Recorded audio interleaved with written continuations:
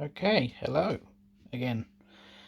In this episode, we're working on the road system. As you can already see how it turned out. I'll go back and show you how I did it, mostly. You've probably already seen bits from the show video. You probably saw part of this bit at the front. This back section wasn't put in until the other day. And I've spent the last couple of days working on this, trying to work out where it all goes, trying to make it look correct. I think I did a pretty good job. We've got this section of road, and then we've also got an improvement to the bridge over here, where we've got our first little scene, which I've got powered down at the moment. So during this video you'll see how I set these things up. So yeah, enjoy. I will hand over to myself a good 2 or 3 weeks ago.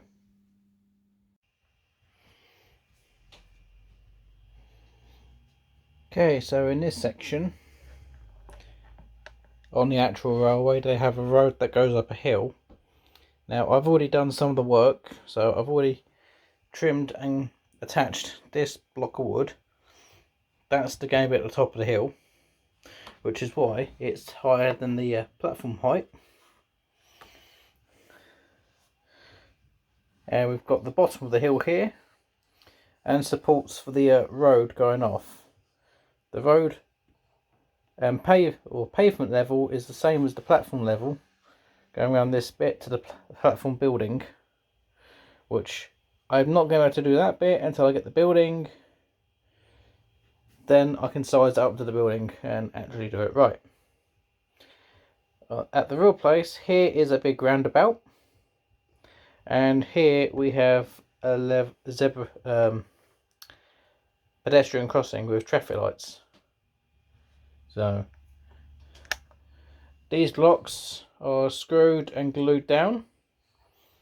There's a small amount of plastic underneath these ones that the screw goes through, and same on this side, small bit of plastic again underneath, just to raise this end up. That little fraction that you can just about make out underneath this section. If we come over here, here's the piece of sturdy board that came from something else. Oh, another big piece of it here. I think that came out of a cabinet or something, due to the pinholes, or the back of a picture frame. Got no idea, but it was a good piece of material, and I decided to keep hold of it because it's quite sturdy, but also flexes when it has to. So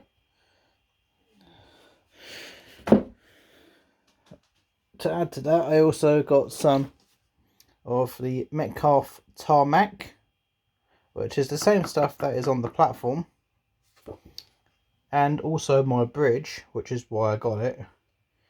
This piece has been cut out to match that piece, and as this stuff is really flexible, I didn't want to just lay that down, because any pressure on that and it just curves. So hard stuff goes down first, so I will glue that in position.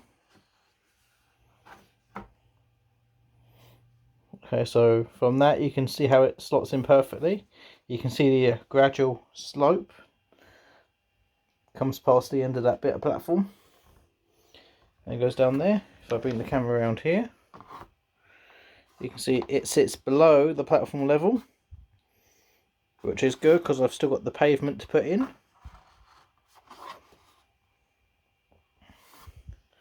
So I'll get that glued down, put some weight on it. Then once that dries, we'll come back along and put the tarmac down.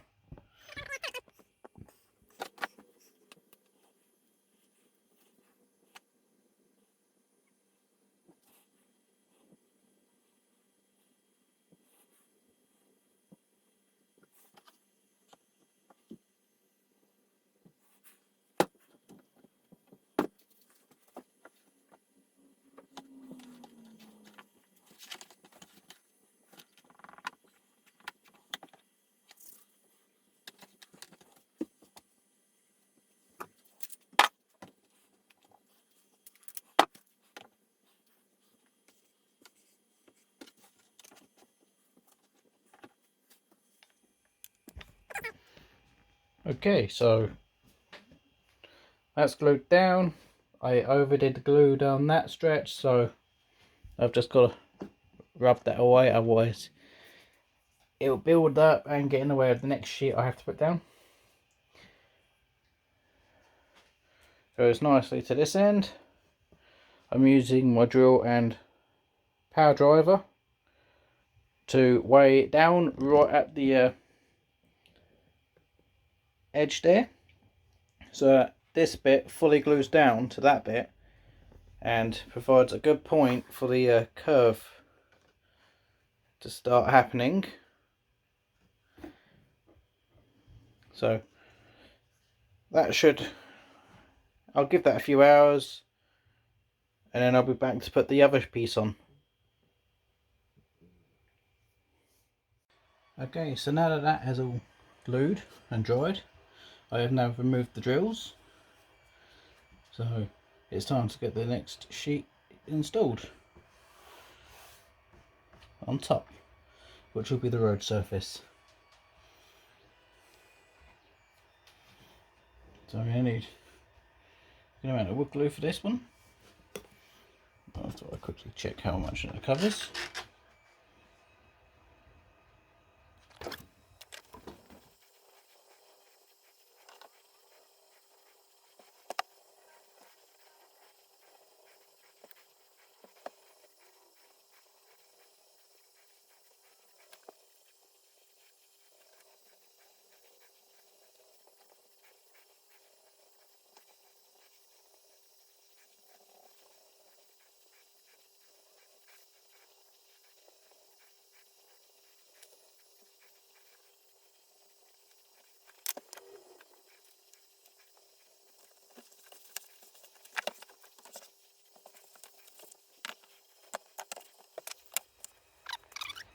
Okay, so that's the first sheet of the road top cover down,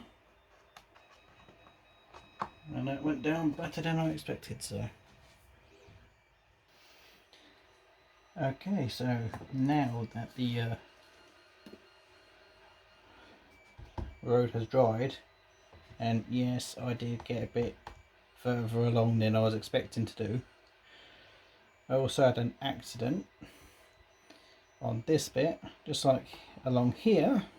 I accidentally tore my road surface, so I used an offcut patch from this part to just patch over. Adds a bit more realism, like a patchwork on the road's been done. I've also brought out an old network rail van for sizing.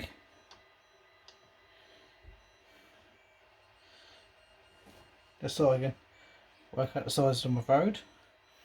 This line and this line are going to be my curb lines, and there's a level, not level crossing, pedestrian crossing along here. So if you can see my markings, I got one light here, one light here on these circles. I've got a 30mm gap here for the crossing itself, and these lines are 15mm either side of that. So the roads are 40mm wide, or the lanes are 40mm wide. This path is 30mm wide. So I've been careful to measure that out, In this segment of the video, I'm going to be working on the lines like these ones, and that is thanks to a kit I got from Scale Model Scenery.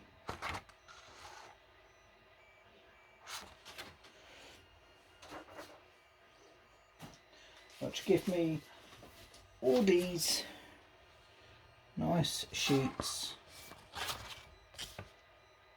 of lines, some of which you can already tell I'm missing because this is the same kit I used on my bridge, which you'd have already seen in previous videos. But we don't need those two sheets right now, we need this sheet because it has these lines, the zigzags, which I need to run along here, here, here and here. On this side I'm only going to go as far as here, as I don't know how this curve is going to go for the curb. So once I figure out the line, I'll be able to do that. But I'll be able to do this side as well as some of this side. So, and this will be done before the show. I've got an order from Scale Model Scenery coming, which should turn up on a segment further into this video, as this one's going to be a several day project. But I'll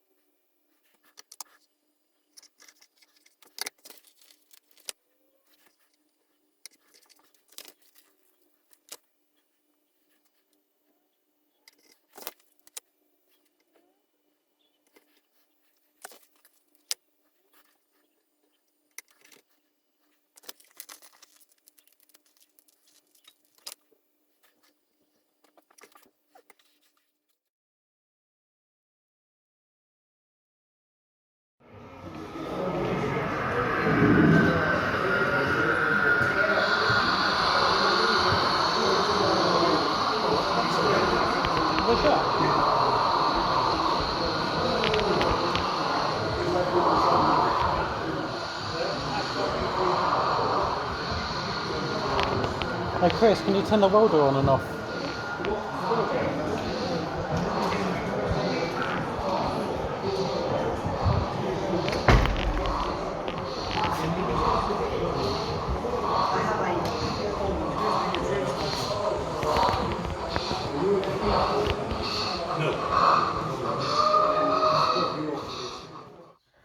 Okay, so in this part of the video, also for this road project, I've got a little RIC van, brand new. Looking to do some good modifications to this for a breakdown scene. Of course, this is standard Oxford die-cast from the emergency range. So it's got no lights fitted. I've not even taken it out of the box yet. So we'll just put that at the back for now. Here I've got a super flash chip that I got from Keys Lights. It'll tend to get quite a lot of my lighting effects from them. I've also got a voltage converter that takes a certain range of voltage, transfers it down to 3 volts for this little circuit. Also runs these. Been messing around with the circuit. I've got a 9-volt battery here to power it for this thing. So if I just clip that onto that, make sure these stay apart.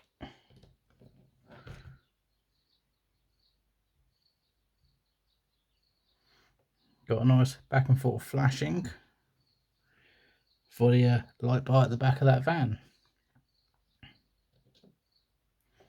So we'll just disconnect this for now.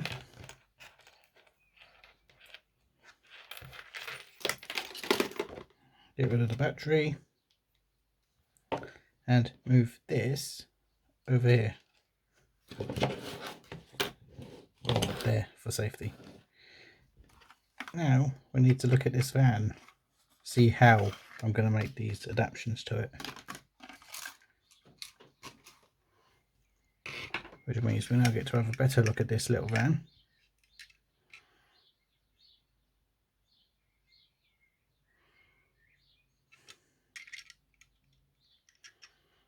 We get to see the nice light bar. It's got 2 little holes going into this body, so I might just be able to put the LEDs on the underside of those. I'll have to have a look when it goes in. Tempted to put lights in the bumper as well, because the bumper feels like it's plastic, not metal. So I might be able to drill 2 holes in these easy enough. Have lights matching the roof, as I have plenty of these little tower LEDs, which are perfect. So let's open up this screw. I've not ever converted or worked on one of these types of vehicles. Normally trains and rolling stock I work on. So this is 100% new to me. I'm not even sure how you open these up properly.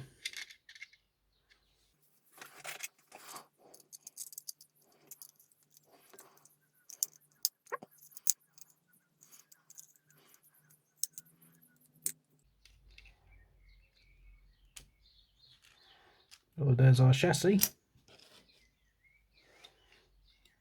We also have our interior. Wasn't expecting that, especially to have a detailed interior, which is quite cool, I suppose. I mean, I suppose you'd have that if you didn't have a blacked out rear window. Also just noticed that there was actually a clip at the back, which was the number plate. But like I said, I have never taken one of these apart before. Okay, so there's our 2 little bits for the lights. So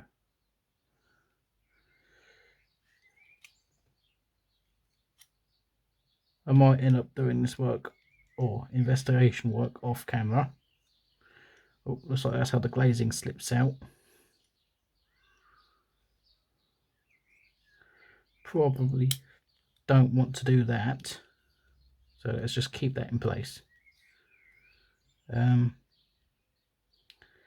Yeah, I can see myself using some insulation tape on that rear window just to black it out so that none of the light bleeds through. I don't know whether I'm drilling these bits out or setting the light up against them.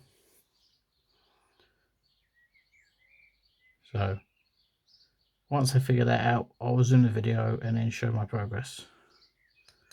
I was wrong about that bit being plastic. That is actually metal. It just felt plastic like.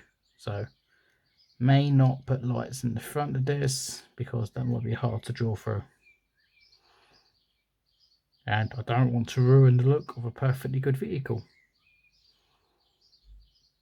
especially one going on my show layout. So no passenger or driver window.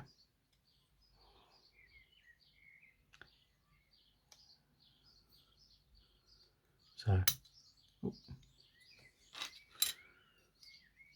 yeah, I'll get to work on this and then resume the video once I've got something to show for it.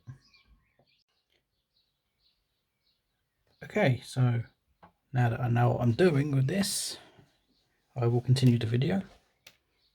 Don't need that light. Okay, so what I have done so far is I've removed the light bar. I used a drill to drill out these holes, make them large enough for these lights to fit, so that they now fit in and go directly underneath that bar, which looked more impressive. I have glued the windows back to the top and then stuck that back in, or stuck the flash unit in with black tack, because it turns out between that and the back wall there's enough room for that to sit there. So I'll be able to keep all of these wires internal in the vehicle. I've got my negative wire attached.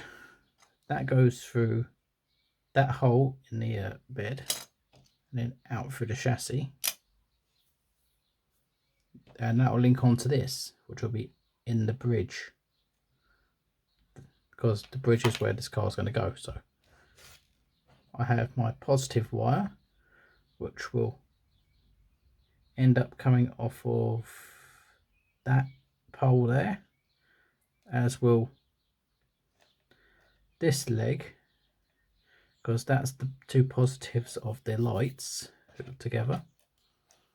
I have also wrapped the lights in insulation tape. You can see the two positives connecting under there. Insulation tape is to prevent light bleed, which is why I've allowed a certain amount of the light to stick out above it.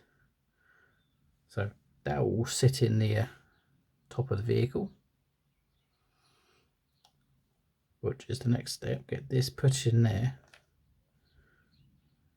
and try to hook these onto one of, okay, so this black one goes onto this leg, the red one onto that leg.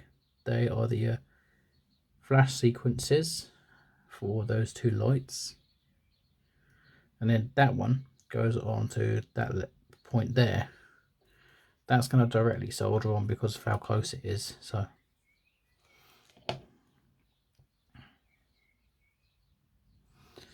I'm going to add a bit of glue to the back of both of these, so that when I push them into the hole, it glues them in place. So I'm just going to grab my all-purpose glue.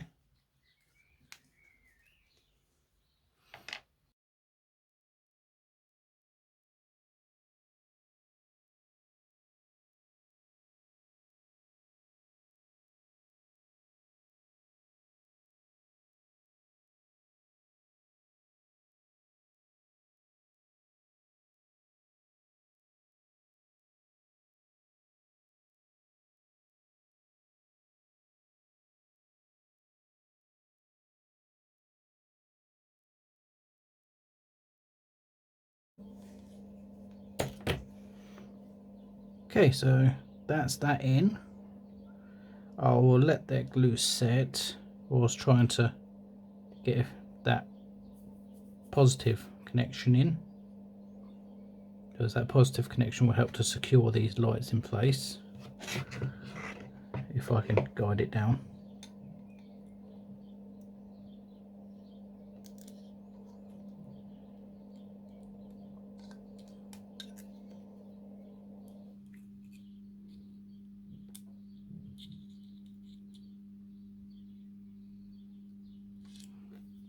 Okay, so I was able to get that in place. Now I'm just going to check to make sure the lights are still located.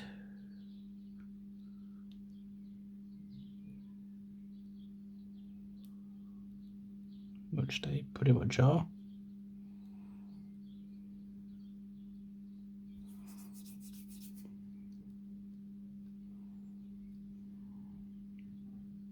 At least I hope they are. Never what you want to be saying to yourself.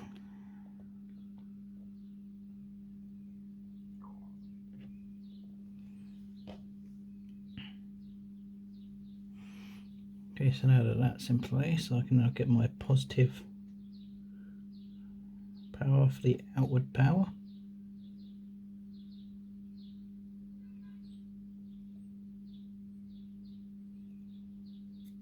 Okay, that's now connected to the board. So that's our negative in and out power.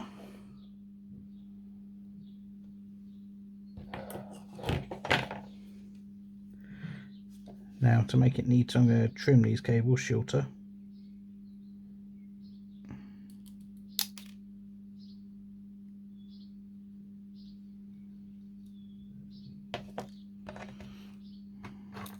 Which makes it easier to get these longer cables to connect to them. Just need some solder.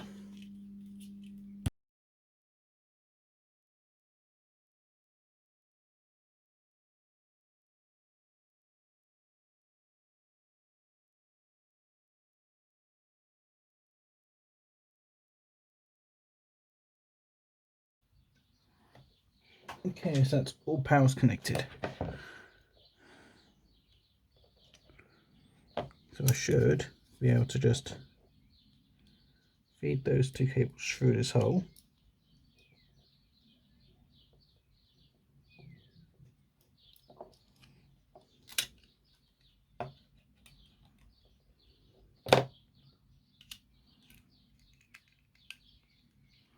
That fits perfect.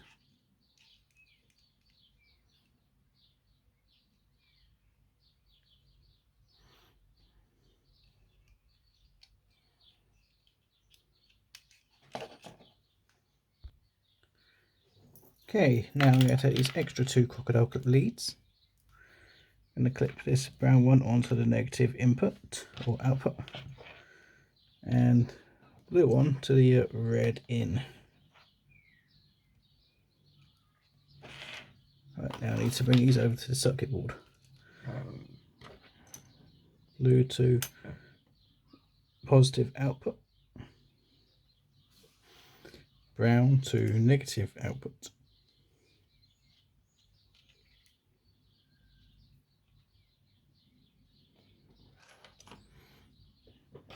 Just double check my other connections good. Then I put power to the circuit board.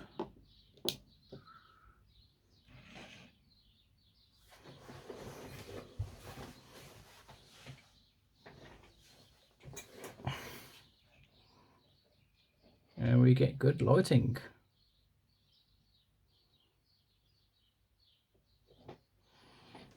Little bit of bleed inside the cab, however.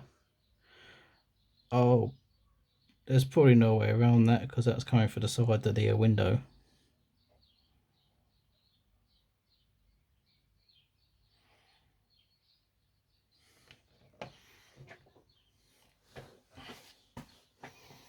So, yeah, that's this little project. I'll get the wheels put back on, then I'll drop these cables through the bridge, put this under the bridge, and then solder it on. I'll try to get some screws into the bottom of the vehicle underneath the bridge, probably the original two that they originally are attached to the bases with, because that would just be ideal if I can allocate where these go on the layout. So that's my little RSC van, which you should see back on the layout in the next bits of the video.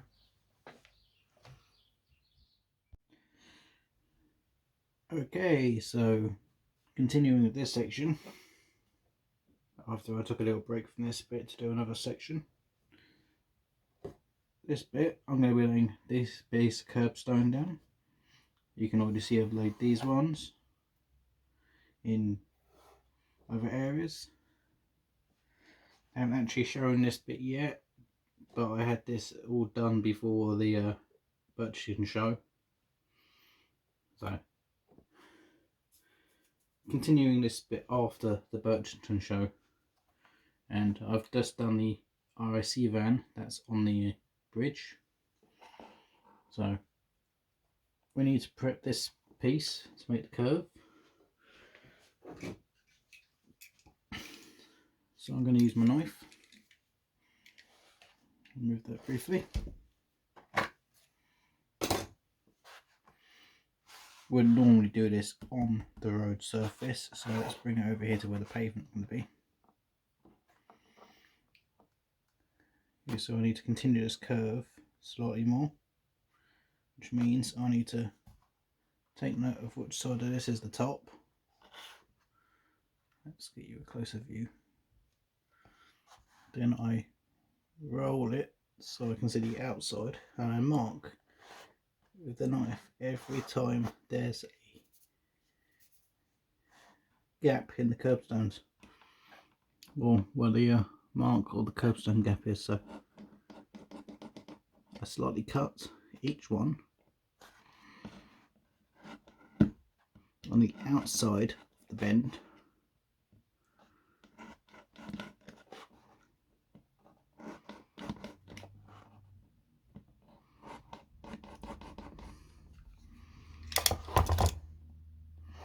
Then that should give me easier flex that way, and it will only flex where I put the cuts, like that. Of course, now that's too much of a bend, so I need to soften that bend up.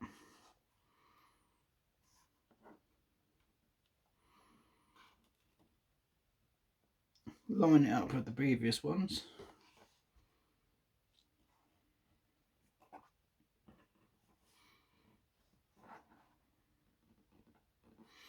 So about there looks about right. Maybe straighten these end too.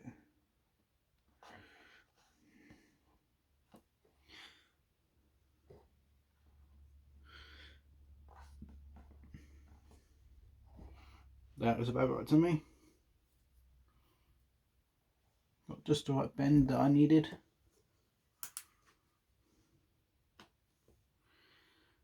So now I need a basic PVA, but I don't have my PVA up here, so I'm using my PVA based wood glue. Exactly the same stuff, so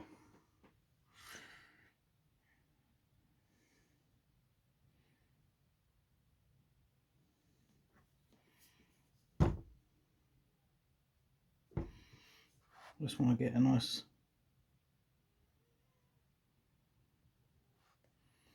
layer along the entire length.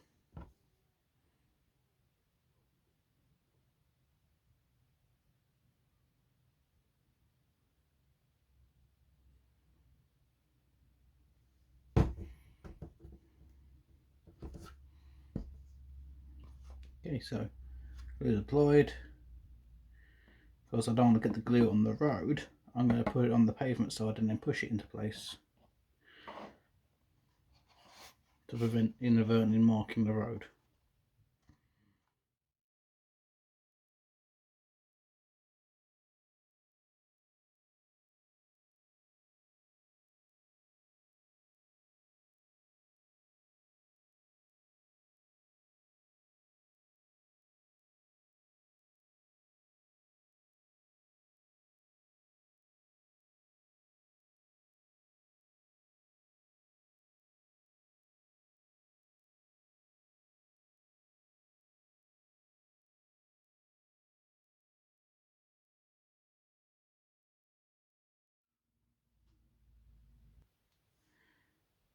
Okay, so to make sure I get the road size right, considering this turnout is for the buses along the front of the station building, I am using one of my buses that I've got, and yeah, it's from a local bus route of mine, one of the Whitstable buses. So for this instance, this bus will be filling in whilst I figure out the size of my road.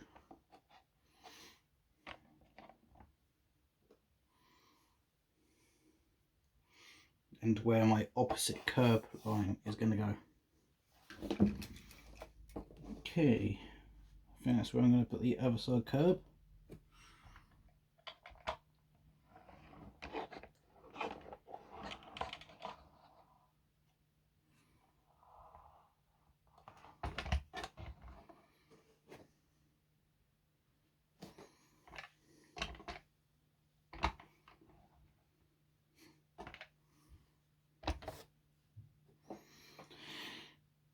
Right, so I need another line of curbstones out from my pack. This time it's going to be a full length set. That was just a remainder of a small amount. So these are my curbstones, and as usual they're a scale model scenery kit.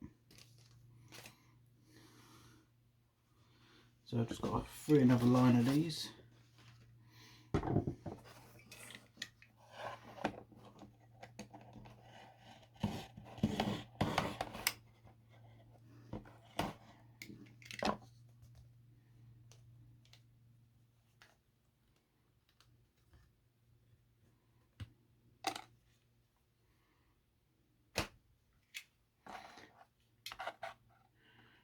Right, now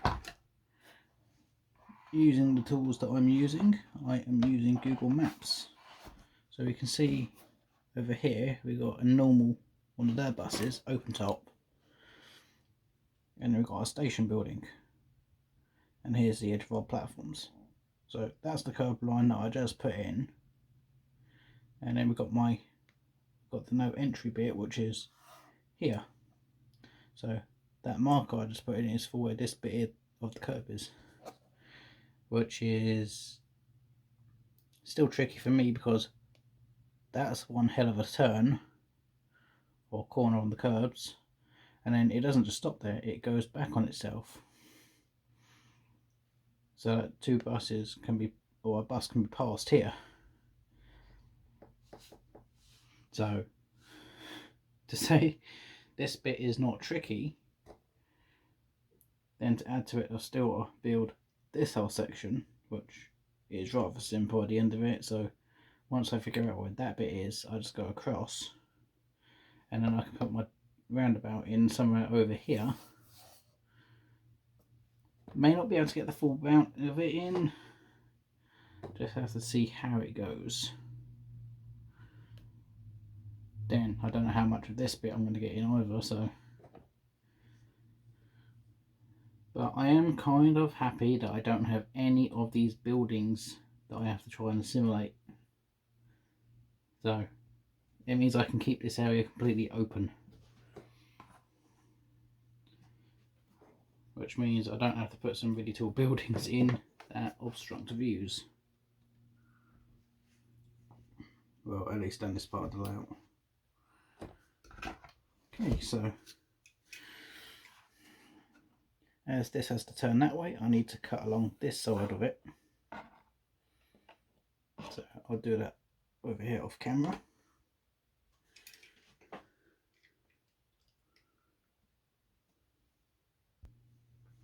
Okay, so that's now cut, and yeah, I did inadvertently split them in half. So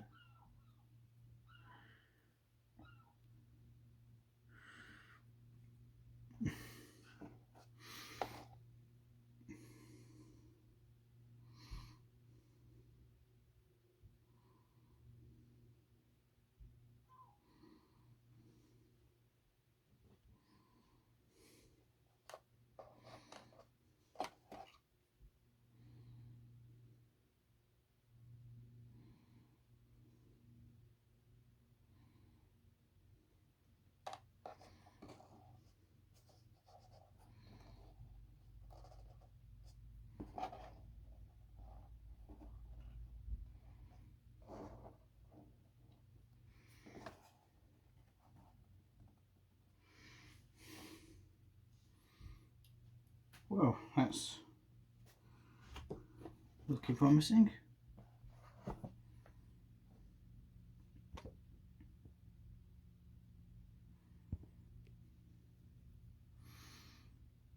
Considering what I'm trying to pull off.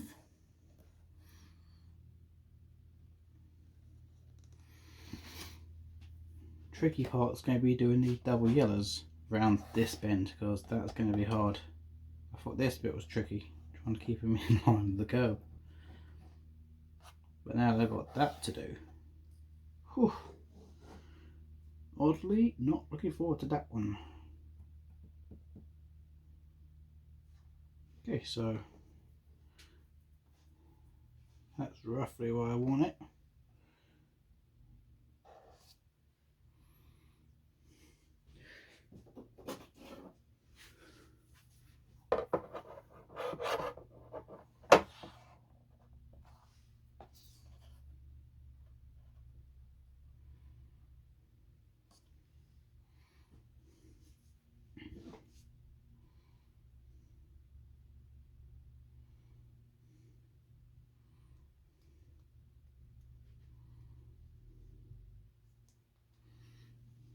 Just need another marker.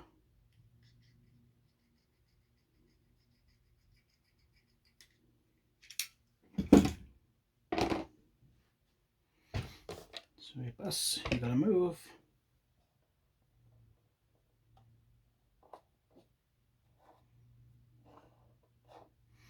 Okay, so that marks down the end of that.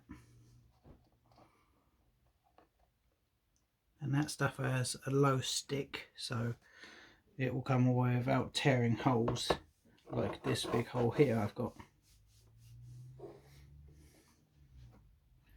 So that's good. Just got to get this all stuck in, so I'll start with this sharp one first, which means I've got to get my glue back out again. Just going to do one last bus visit.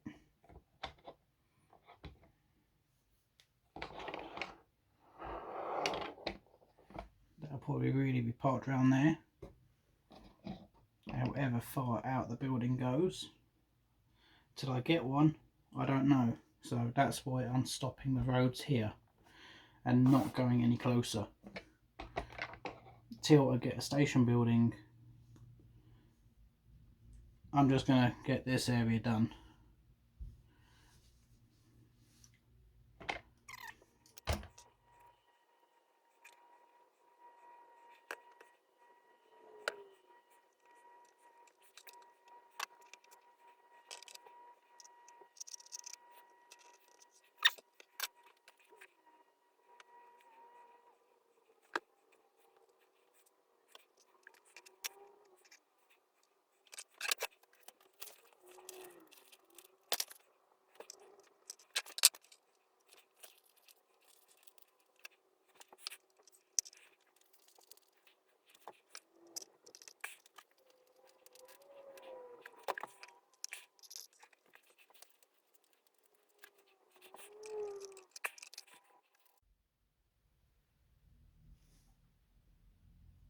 Okay, now I just need to get this no entry sign in,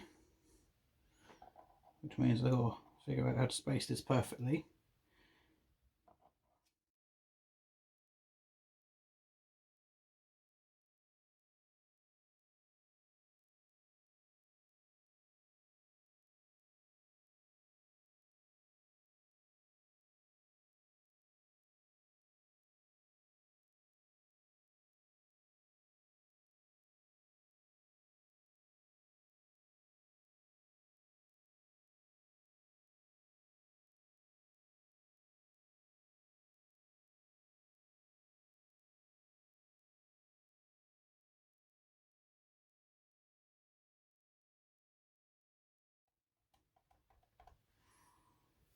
And that looks relatively okay.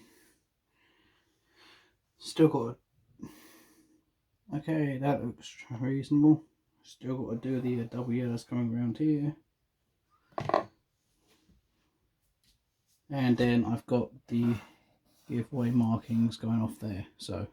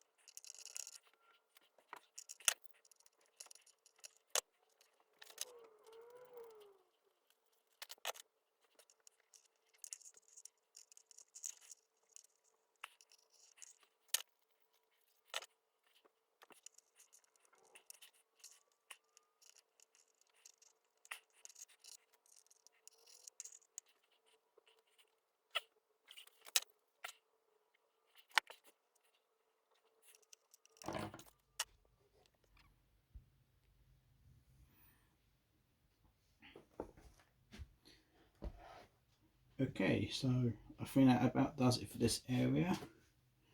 I need to do some filler for these sections, I suppose, in here and around here and up here. I've got traffic lights on order. I'm also looking into getting the street light that's here and here, as well as the street lights that are here. Until I've got those, this section is for now done, so I'll be moving on to the next section.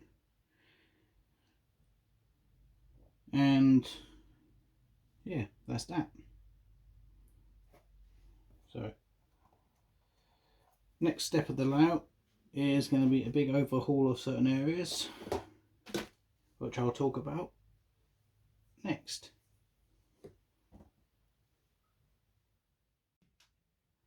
Okay, so this project has been working on the roads.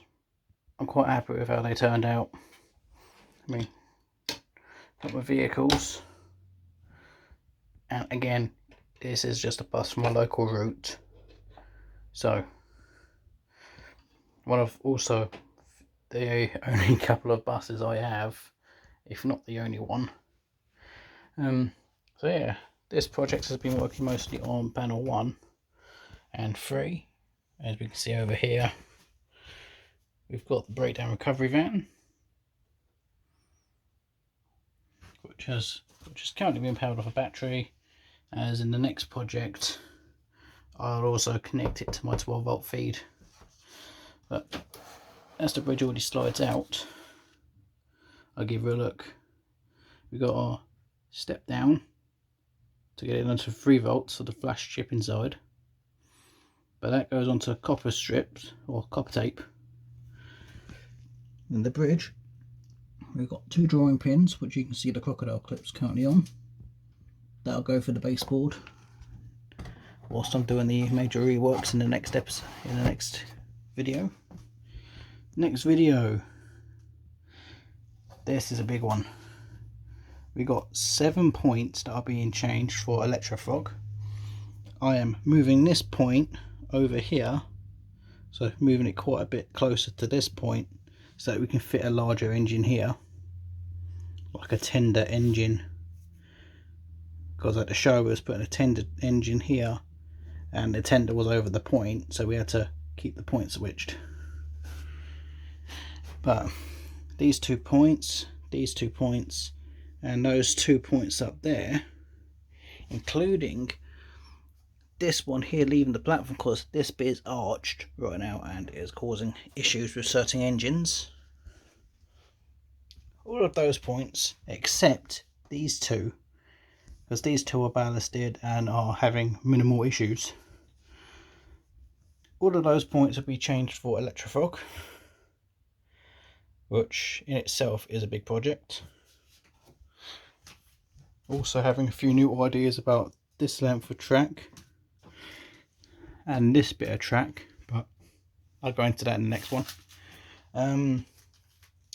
Also, major point motor overhaul.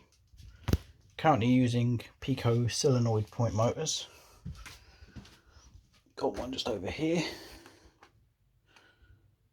So we're currently using these. This is an old one that I've taken off of this layout, I believe, and replaced for a newer one ages ago. Yeah, so we are now moving to DCC Concepts IP Cobalt devices. So even the LS150 unit from Lens, that is running the point work on the portable, same as if I just zoom in over there, you can see 3 of running my home layout point motors. The unit on the portable will be reused for a new section of the home layout, so it's not going to waste. All the points that I pull off here that come off good will be reused. The only issue I ran into was this is a medium Y point in Sulfrog, Can't find one of these Electrofrog from Pico. I've looked and looked, and the only Y points Electrofrog are small and large. So I've had to get another one of these points to mirror that one. I'll have to make it work because of the angles. A Y point worked better, and I was able to have this come off wider than it was going in there. So the Y point was best, but I can't get one matching size Electrofrog. So I mean, unless anyone watching this video happens to know where I can get a medium Y point Electrofrog from Pico, or made by Pico, as I can't find one, if they even make one. So yeah, most of that point work's coming off. These are going to now be soldered to screws, but when I take this point off, it will probably dislodge this piece of track anyway again. So these two joins I'm going to solder to screws, as it will just work better and be more reliable each time I pack it down and go to a new show. Because at the Birchington show, I had to relay this piece first thing Saturday morning. It took me half an hour, but didn't really want to be doing it beginning of the show day when we was testing. Just meant when the doors opened, we were still doing our test runs, which is not the best thing to still be doing when the doors open. So next video is point work overhaul. So I've got the parts coming at the point as I'm recording this. By the time this goes up, I'll probably have them. So yeah, it's going to be a long one, but I'll probably cut it down once I get the hang of them.